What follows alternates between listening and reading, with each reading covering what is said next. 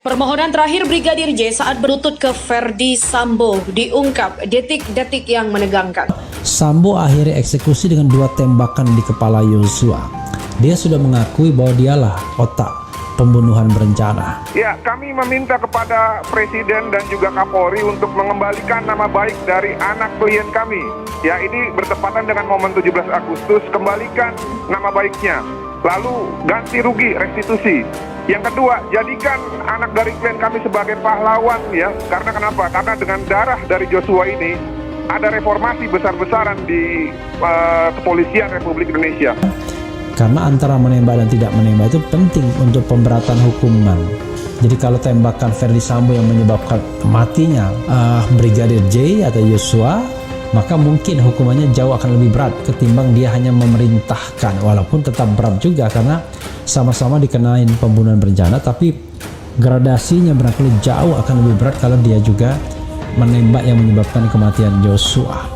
Yang jelas, untuk menghilangkan nyawa seseorang, apalagi orang itu adalah orang kesayangan, orang kepercayaan, dan sudah lama bekerja, tidak gampang itu. Kalau masalahnya tidak cukup besar dan tidak berdampak besar pada orang yang melakukan perbuatan pembunuhan. Pastinya sangat menegangkan di detik-detik Brigadir J tewas di tangan Verdi Sambo dan anak buahnya. Apalagi jika membayangkan keadaan dan posisi Brigadir J kala itu yang sangat mencekam. Kini terkuak bagaimana posisi Brigadir J saat dieksekusi Sambo dan anak buahnya, membuat Brigadir J hanya pasrah menerima kematiannya. Diketahui sebelumnya Brigadir J ternyata ditembak Baradae saat jongkok. Di saat itu juga Brigadir J yang lagi jongkok sempat ucap permintaan terakhir, namun tak dikabulkan. Verdi Sambo yang mendengar itu langsung memerintahkan Baradae untuk menembakkan Brigadir J. Akhirnya terkuak detik-detik pembunuhan Brigadir J yang dieksekusi oleh Verdi Sambo dengan memerintahkan Baradae untuk menembak korban di rumah dinas pada 8 Juli 2022. Rupanya Verdi Sambo ini sempat memberikan perlakuan sadis pada Brigadir J sebelum tewas dibunuh. Bahkan Brigadir J yang sudah kesakitan dianiaya dalam keadaan jongkok, ia sempat mengucapkan permohonan terakhirnya kepada Verdi Sambo namun tak digubris. Soal penganiayaan Verdi Sambo kepada Brigadir J sebelum dihabisi diungkap oleh Baradae kepada mantan pengacaranya Muhammad Burhanuddin dan Deoli Payubara. Saat pergi ke rumah dinas Verdi Sambo, pasca pulang dari Magelang, ternyata Brigadir J tak pernah masuk ke kamar Putri Chandrawati. Jangankan masuk kamar Putri, Brigadir J saat hari kejadian bahkan tak berani masuk ke dalam rumah dinas Verdi Sambo sebelum ada perintah. Hal itu diungkapkan mantan pengacara Muhammad Burhanuddin yang mengungkap hasil wawancaranya dengan Baradae Eliezer. Saat hadir ke acara Indonesia Lawyer Club TV One pada Sabtu 13 Agustus, Muhammad Burhanuddin menjelaskan pada tanggal 8 Juli 2022, tepat hari kematian Brigadir J, terjadi suasana mengerikan. Bermula ketika baru tiba di rumah dinas, Brigadir J memilih santai duduk di teras rumah. Lalu kemudian Brigadir J dipanggil masuk ke dalam oleh Verdi Sambo yang memang sudah tiba duluan. Ketika itu Bribka Riki mendapat tugas dan Verdi Sambo untuk memanggil Brigadir J. Ketika masuk ke dalam rumah, Verdi langsung menyuruh Brigadir J untuk jongkok seperti saat pelatihan militer hingga menuju ke lantai 2. Kebingungan dengan perintah atasannya, Brigadir J pun hanya manut. Lalu tiba-tiba Verdi Sambo langsung menjambak rambut Brigadir J. Saat menjambak wajah Brigadir pun diarahkan Verdi Sambo agar bisa menatap matanya. Begitu masuk di TKP kemudian disuruh jongkok, dan informasi dari Baradae yang disuruh jongkok adalah si bosnya, seorang atasannya di sana, yaitu Verdi Sambo. Namun posisi Putri Chandrawati berada di kamar lantai 1, tidak di lokasi eksekusi. Selanjutnya saat disinggung apakah Brigadir J dieksekusi saat jongkok, Burhanuddin mengatakan sebelum dieksekusi rambut Brigadir J sempat dipegang, lalu Baradae diperintahkan untuk menembak Brigadir J. Kemudian ketika ditanya siapa yang memegang rambut Brigadir J, Burhanuddin mengatakan si bosnya, yaitu Verdi Sambo yang memegang rambut Brigadir J dengan pengertian rambut Brigadir J dijambak.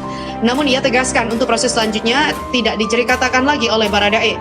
Selanjutnya disinggung tentang Baradae mengetahui motif perintah penembakan itu, Baradae belum buka suara. Cuma dia hanya bilang ada peristiwa dari Magelang, cuma itu saja. Selain pengakuan dari Muhammad Burhanuddin, mantan pengacara Baradae, yakni Deoli Payubara pun ikut mengungkap kejadian di hari tragis itu. Menurut Deoli Payubara, dari keterangan Baradae, Brigadir J sempat diminta untuk naik ke lantai 2, namun dia menolak. Tapi karena perintah itu datang dari Verdi Sambo, akhirnya Brigadir J menurut. Kala itu Baradae juga naik ke lantai atas.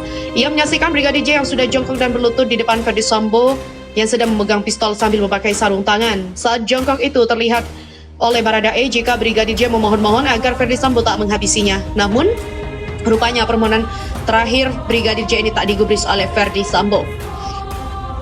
Situasi menjadi panas ketika Irjen Verdi Sambo melihat jika Baradae ada di sana dan melihat kejadian itu. Maka dari itu Verdi Sambo dengan suara lantang memberikan perintah kepada Baradae untuk menembak rekannya. Perintah itu tak dapat ditolak oleh Baradae, maka terjadilah penembakan terhadap Brigadir J. Akhirnya Irjen Fadil Imran dikabarkan diperiksa imbas peluk sayang Verdi Sambo usai bunuh Brigadir J. Kapolda Metro Jaya Irjen Fadil Imran dikabarkan diperiksa imbas peluk sayang Verdi Sambo usai bunuh Brigadir J. Akhirnya Kapolda Metro Jaya Irjen Fadil Imran dikabarkan diperiksa Inspektorat Khusus di tengah kasus pembunuhan Brigadir J. Di Rumah Dinas Polri Irjen Verdi Sambo di Kompleks Polri Duren 3 Jakarta Selatan. Dalam kasus ini ada 31 anggota Polri diperiksa dan ditempat dalam ruangan khusus karena terbukti melanggar kode etik. Puluhan anggota itu disinyalir telah ikut dalam rekayasa kematian Brigadir J pada Jumat lalu, di mana 4 anggota diantaranya ada perwira menengah di Treskrimum Polda Metro Jaya yang menjalani pemeriksaan pada pekan lalu. Kemudian informasi yang beredar, Kapolda Metro Jaya Irjen Fadil Imran dikabarkan diperiksa Inspektorat Khusus Kadifhumas Mabes Polri Irjen Dedi Prasetyo enggan menjawab kabar pemeriksaan Kapolda Metro Jaya, di mana Irjen Fadil Imran akhirnya pun diperiksa imbas pelukan sayangnya itu kepada Verdi Sambo. Menurutnya, tim sedang fokus melengkapi berkas perkara kematian Brigadir J agar segera dikirim ke kejaksaan, sehingga kasus dengan tersangka 4 orang yaitu Irjen Verdi Sambo, Baradae, Bribka RK, dan S. Sebelumnya, 4 perwira menengah Direktorat Reserse Kriminal Umum Polda Metro Jaya masih berada di ruang khusus Barreskrim Polri karena melanggar etika profesi pasca kematian Brigadir Joshua.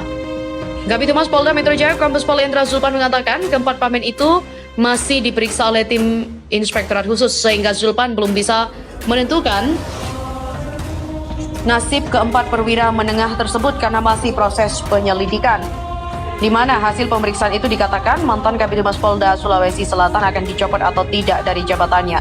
Kemudian Kapolda Metro Jaya juga akan menentukan kewenangannya agar jabatannya yang kosong ini segera diisi oleh pamen lain. Alumni Akpol 95 ini menegaskan Polda Metro Jaya tidak akan menghalang-halangi proses pemeriksaan terhadap 4 pamen itu, sesuai dengan arahan Kapolda agar keempat pamen itu kooperatif mengikuti proses pemeriksaan dari tim Barreskrim Polri. Momen Irjen Fadil Imran peluk Irjen Verdi Sambo itu sebelumnya juga sempat viral, dan belum lama ini beredar video pertemuan antara Kapolda Metro Jaya dan Kadif Propam Irjen Verdi Sambo. Irjen Fadil Imran pun akan bicara terkait video pertemuannya dengan Kadif Propam Irjen Verdi Sambo itu.